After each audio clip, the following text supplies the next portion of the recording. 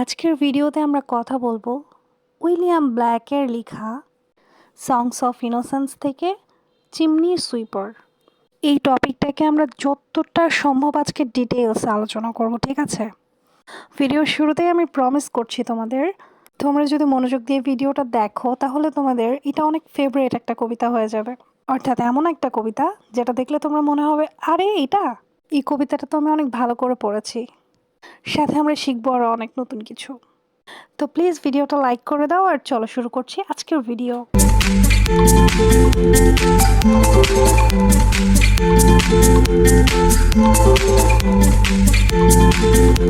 ভিডিওটার প্রথমেই চলো আমরা কবিতাটার সামারি দেখে নেই, তারপরে আমরা লাইন বাই লাইন পড়বো, ঠিক আছে? তোমাদের অনেক রিকোয়েস্ট থাকে যে প্লিজ ভিডিওটার সাথে সামারিটাও যেন অ্যাড করে দেওয়া হয়, সেই জন্য আমি ফার্স্টে সামারিটা অ্যাড করে দিচ্ছি যেন তোমাদের বুঝতে সুবিধা হয়। The poem is told by a young child who works as a chimney-sweeper.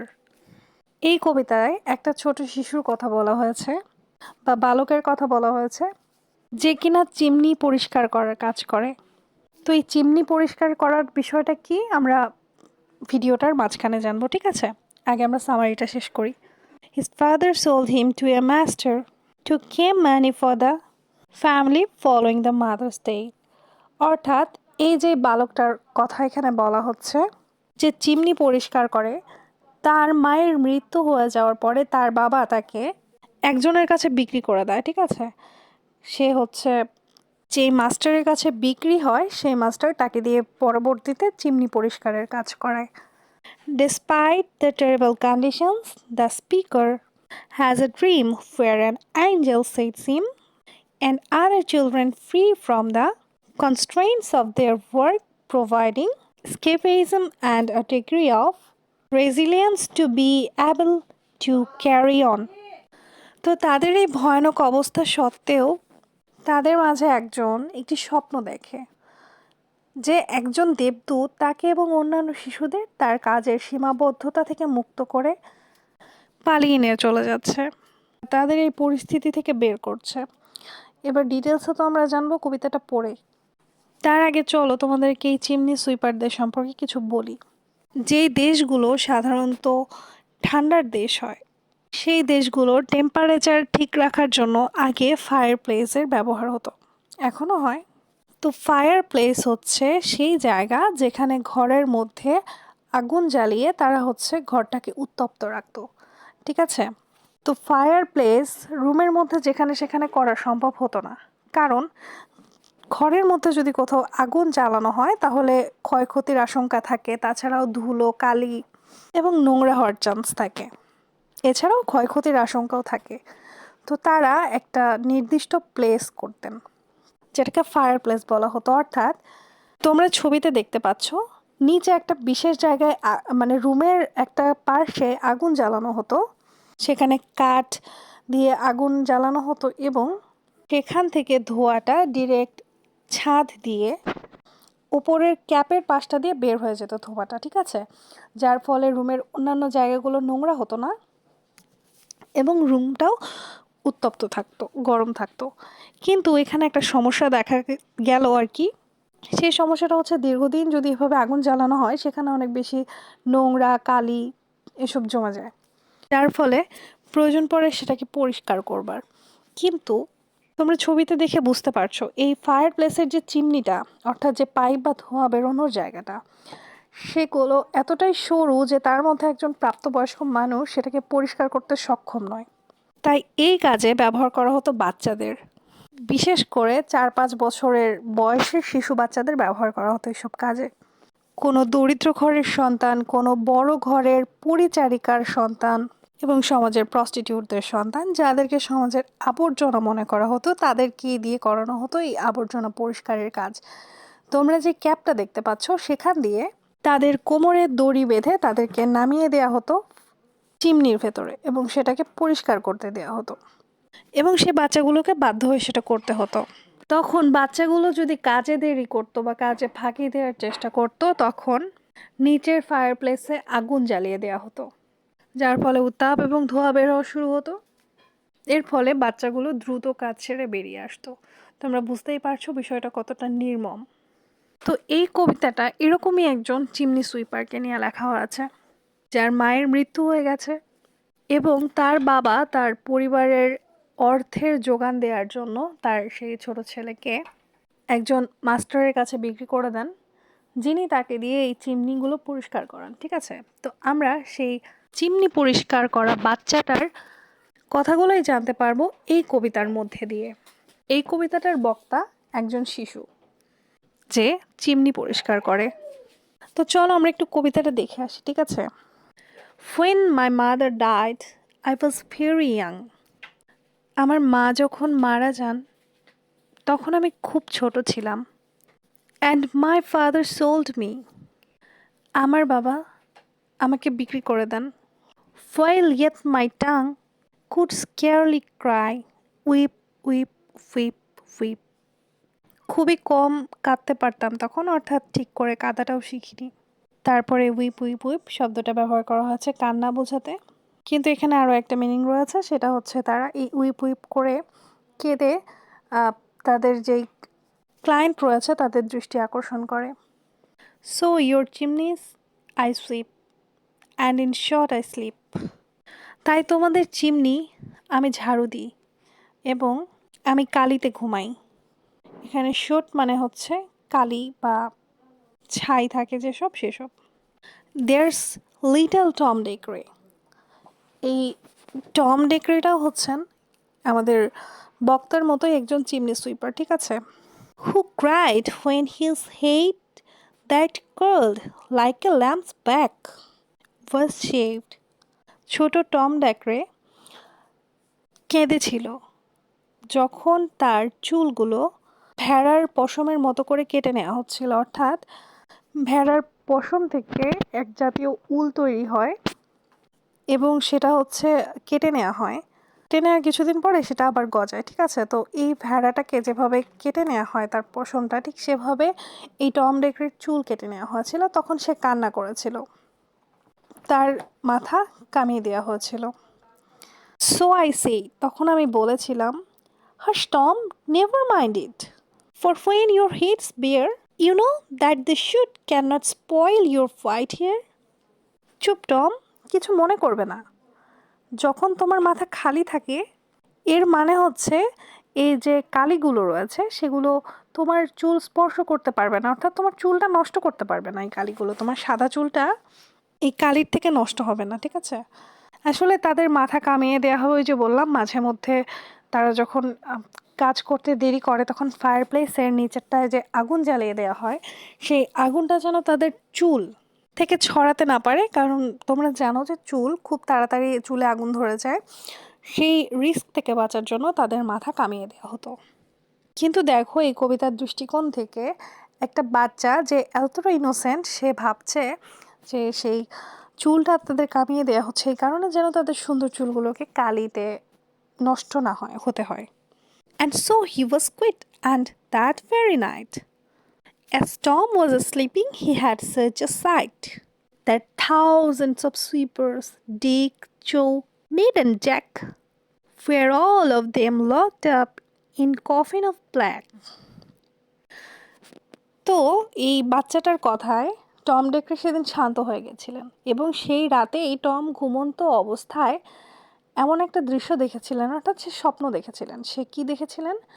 হাজার হাজার সুইপার, তাদের মধ্যে ডিক, জো, নেড এবং জ্যাক ছিলেন, তাদের সবাই একটি কালো কফিনে বন্দি। And by came an angel who had a bright key, and he opened the coffins and set them all free. সে স্বপ্নে দেখেছিল একজন দেবদূত এসেছিল যার কাছে একটা উজ্জ্বল চাবি ছিল এবং তিনি সেই কফিনটা খুলে তাদের সবাইকে মুক্ত করলেন। Then dawn and green plain, leaping, laughing they ran, and wash in a river, and shine in the sun. তারপর একটি সবুজ সমভূমির নিচে লাফিয়ে লাফিয়ে হাসতে হাসতে ওরা দৌড়ায় এবং একটি নদীতে তারা গোসল করে এবং তারপরে তারা রোদ পোহায়। The naked and white all their bags left behind. Sorry, bags হবে. They race upon clouds and sport in the wind. And the angel told Tom if he'd be a good boy, he'd have God for his father and never want joy. তারপর তারা তাদের পোশাক খোলে এবং গোসল করে, যেটা বোঝাচ্ছে অর্থাৎ তারা সেই কালি মাখা থেকে নগ্ন এবং সাদা অবস্থায় যায়, অর্থাৎ তারা যেহেতু কয়লা পরিষ্কার করে তাদের শরীরটা কালিতে মেখে থাকে। এবং তোমরা জানো বিদেশিদের অনেকটা চামড়া অনেক ফর্সা হয়। এর একটা হিডেন মিনিং আছে যেটা আমি তোমাদেরকে একটু পরে বলছি, আগে কবিতাটা দেখে নাও।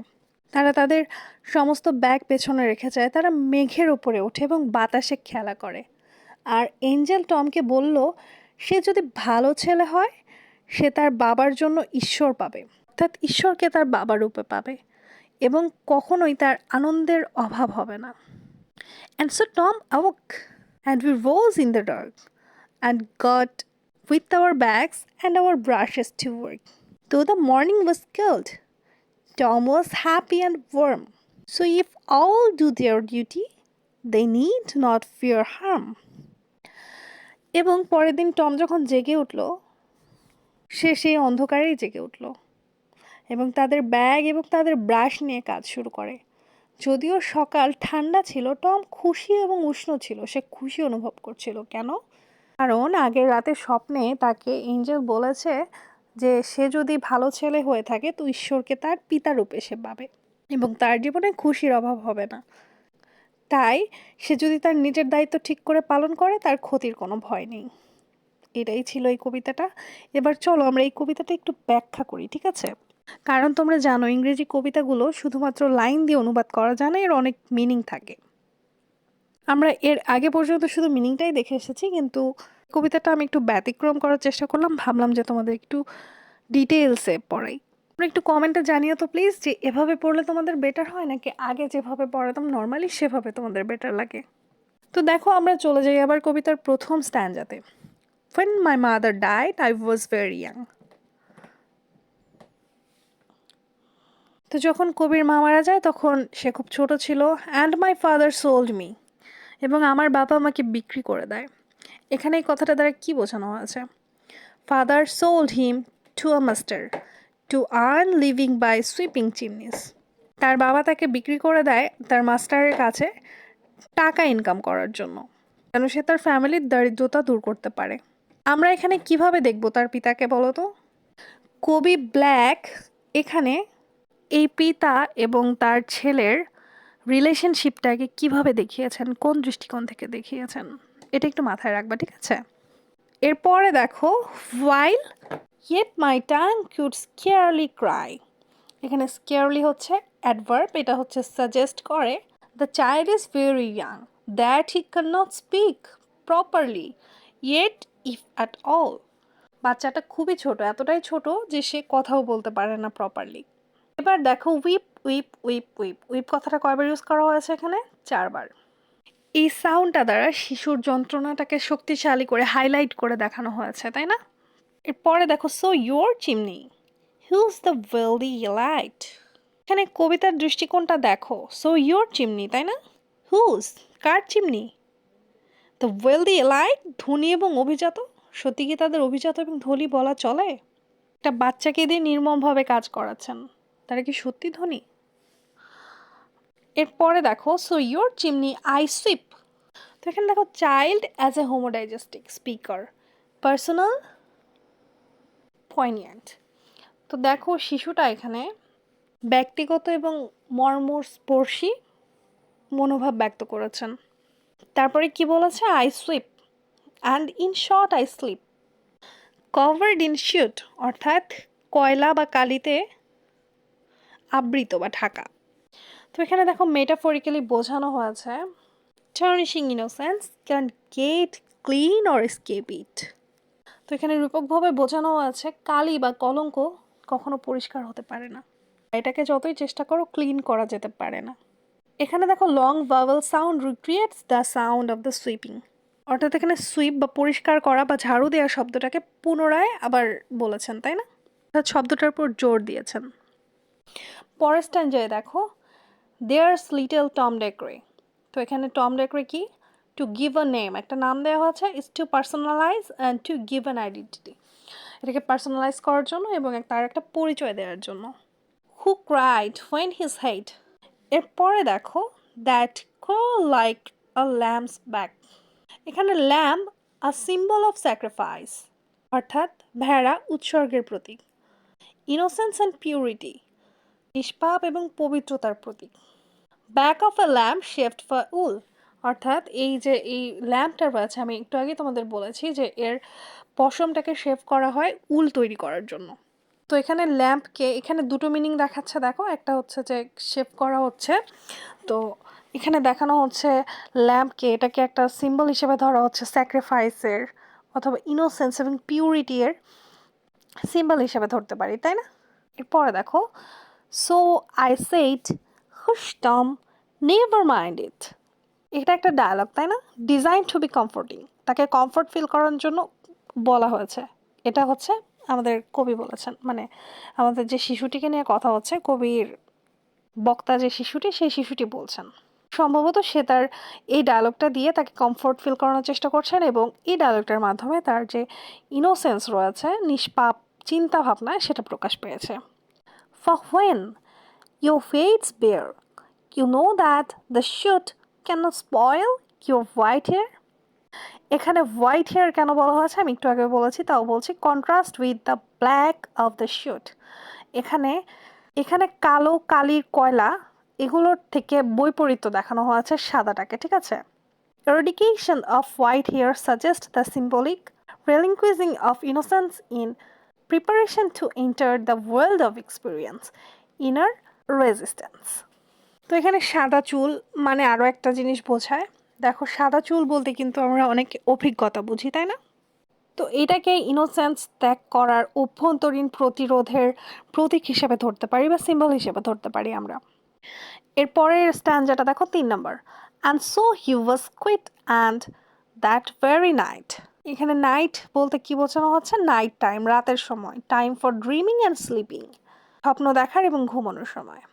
As Tom was sleeping, euphemism for death, as if the only way to escape the terrible degradation and dystopia of everyday reality is by dying. এখানে ঘুমকে বোঝানো হয়েছে মৃত্যুর মতো, অর্থাৎ তাদের জীবনের যে সমস্যাগুলো রয়েছে, মৃত্যু সেখান থেকে পালানোর একমাত্র রাস্তা, ঠিক আছে? তারা বাস্তবে প্রতিদিন মারা যাচ্ছে, সেটাকে বোঝানো হয়েছে। He had such a sight that thousands, এখানে thousands বলতে কি বোঝাচ্ছে? Epidemic of sufferings, not an isolated one of situation, collective sufferings for many. তো এই থাউজেন্ডস বলতে বোঝানো হচ্ছে অনেকটা দুর্ভোগের মহামারীর মতো। এটা একটা বিচ্ছিন্ন ঘটনা নয়, একক পরিস্থিতি, অর্থাৎ একসাথে এতগুলো মানুষের সম্মিলিত কষ্টের মতো, এজন্য এটাকে থাউজেন্ডস বলা হয়েছে। অফ সুইপার্স, এখানে দেখো নাম দেওয়া আছে, ডিক, জয়, নেই, জ্যাক, এগুলো হচ্ছে নেমিং প্রোভাইডস অ্যান আইডেন্টিটি, এগুলো নাম এবং তাদের পরিচয় ব্যক্ত করেছেন, দিয়েছেন। Fair all of them locked up, এখানে লকড আপ বলতে বোঝানো হয়েছে ইমপ্রিজনেড, অপ্রেসড, রেস্ট্রেইনড, কন্ট্রোলড, অর্থাৎ তারা কন্ট্রোলে আছে, তাদের উপর আধিপত্য চালানো হচ্ছে। ইন কফিন অফ ব্ল্যাক, এখানে ব্ল্যাকের একটা সিম্বল রয়েছে, symbolic of death as oppose to symbols of youth and freedom. এই ব্ল্যাকটাকে মৃত্যুর সিম্বল হিসেবে ধরা হচ্ছে, অর্থাৎ এই বালকদের স্বাধীনতা এবং মুক্তি হিসেবে দেখা হচ্ছে। তো দেখো chimneys become metaphorically terms of suffering, তো এই চিমনিগুলো তাদের জন্য দুর্ভোগের একটা জীবন্ত কবর হয়ে উঠছে, যেখানে তারা দুর্ভোগ পোহাচ্ছে, তাদের যন্ত্রণা হচ্ছে। এর পরের স্ট্যান্ডাটা দেখো, and by came an angel, এখানে অ্যাঞ্জেল বলতে বোঝাচ্ছে dreamed of an angel who had a key to set the children free from their suffering. এখানে একজন দেবদূতের কথা বলা হচ্ছে, যাদেরকে তারা মানে যাকে তারা স্বপ্নে দেখেছেন এবং তারা মানে সেই অ্যাঞ্জেলটা তাদেরকে দুর্ভোগ থেকে মুক্তি দিচ্ছে। Take ray of hopelessness, as this only happens in the dream rather than in real life. এরপরে দেখো হু হ্যাড এ ব্রাইট কি, সেই অ্যাঞ্জেলের একটা ব্রাইট কি রয়েছে, চাবি রয়েছে, তাই না? এখানে কি হচ্ছে common symbol if there are themes to do with entrapment and freedom, releases the children from their dream every day dystopian existence. এবার দেখো, and he opened the coffins and set them all free. Down a green. এখানে green মানে বুঝিয়েছেন a moment of happiness. এখানে কিছুটা pastoral বুঝিয়েছেন, নেচারের সাথে সম্পর্ক বুঝিয়েছেন। লিপিং লাফিং দে রান অ্যান্ড ওয়াশ। এখানে cleans themselves of the sheet and sufferings. এখানে ওয়াশ বলতে বোঝাচ্ছে তারা নিজেদেরকে পরিষ্কার করছে, পরিচ্ছন্ন হচ্ছে সেই কালি থেকে, তাই না, এবং তাদের সাফারিংস থেকে। In a river and shine in the sun. এখানে দেখো দ্য সান, এটাকে বোঝানো হয়েছে euphemism for death. Is the speaker suggesting paradise will only be reached after death? এর পরের স্ট্যান্ডাটা দেখো, then naked. এখানে nakedness and whiteness because they have been able to wash away the soot. তারা এটা করতে সফল হচ্ছে, তারা তাদের গায়ের কালি ধুতে সফল হচ্ছে, ঠিক আছে, এটা বুঝিয়েছে। এখানে দেখো অ্যান্ড হোয়াইট হচ্ছে metaphor for throwing of boundaries. এখানে এটাকে মেটাফর হিসেবে ইউজ করা হয়েছে যে তারা সকল বাধা ভেঙে পার হয়ে আসছে, তারা তাদের কালি ধুয়ে সাদা হয়ে যাচ্ছে, অর্থাৎ তারা তাদের দেয়াল সীমানা পার হচ্ছে আর কি। অল দেয়ার ব্যাগস মানে এখানে বুঝিয়েছে which contains all their work equipments, বোঝাচ্ছে যে তাদের যেসব কাজের যন্ত্রপাতি রয়েছে অর্থাৎ পরিষ্কার করার জিনিসপাতি সেসব। লেফট বিহাইন্ড পেছনে পড়ে থাকছে। দে raise upon clouds and spouts in the wind. And the angel. এখানে angel দেখো, is the angel symbolic of the possessive and restrictive nature of religion?